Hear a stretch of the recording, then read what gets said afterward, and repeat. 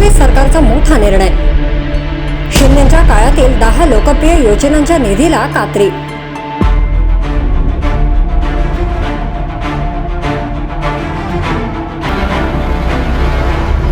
एकनाथ शिंदे मुख्यमंत्री असताना सुरू केलेल्या 10 लाडक्या योजना आता निधीच्या कात्रीत अडकल्या आहेत। यामध्ये राज्याच्या राजकारणात सतत चर्चेत राहिलेली मुख्यमंत्री माझी लाडकी बहीण योजनेसह मुख्यमंत्री युवा कार्य प्रशिक्षण, मुख्यमंत्री वयोश्री, मुख्यमंत्री नमो शेतकरी महासन्मान निधी, 1 रुपयात पीक विमा अशा विविध योजनांचा समावेश आहे।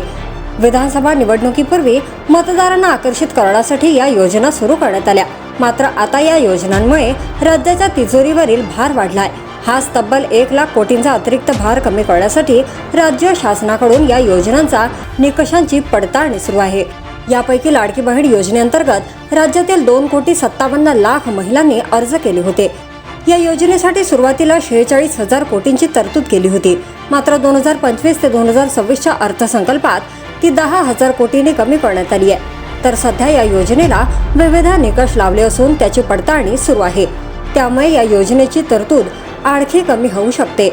तर मुख्यमंत्री अन्नपूर्णा योजनेअंतर्गत आर्थिकदृष्ट्या दुर्बल घटकांसाठी SC, ST प्रवर्गातील महिला कुटुंबाला दरवर्षी 3 गॅस सिलेंडर मोफत अपेक्षित आहेत।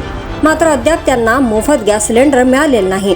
दरम्यान मुख्यमंत्री युवा कार्य प्रशिक्षण योजनेनुसार दरवर्षी 10वे 12वे उत्तीर्ण विद्यार्थ्यांसह ITI, डिप्लोमा, पदवी, पदव्युत्तर, पदवीपर्यंत शिक्षण झालेल्या 10 लाख तरुण तरुणींना 6 महिने दरमहा 6 ते 10 हजारांपर्यंत विद्यावेतन देऊन प्रशिक्षण अपेक्षित होतं। मात्र याबाबतची कार्यवाही ठप्प आहे। त्यामुळे राज्य शासन तिजोरीवरील भार कमी करण्यासाठी योजनांच्या निधीला कात्री लावत असल्याचं पाहायला मिळतंय।